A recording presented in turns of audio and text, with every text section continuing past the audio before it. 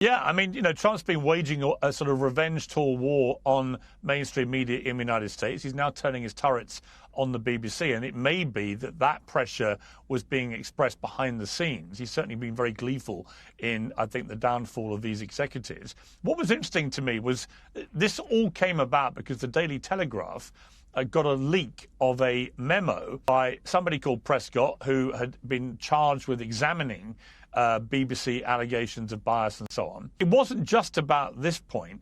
Also, he concluded the BBC's coverage of the 2024 election was more critical of Trump than of his opponent, Kamala Harris. He said that he found evidence that the BBC had been one-sided in its coverage of transgender issues, celebrating the trans experience without adequate balance or objectivity. And we just saw this farcical situation, for me, of a presenter called Maxine Croxall, who had rolled her eyes when she was told to read the phrase pregnant people on air, which I think 99% of women in the world would have found very difficult reading, because obviously only women get pregnant. And has now had, because of 20 complaints, finding against her. So that plays in, I think, to what many people will see as a bias.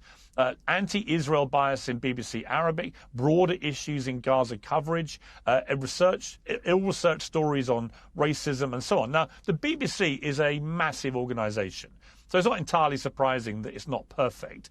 But when you look at the scale of all this, John, you were there many, many years at the BBC.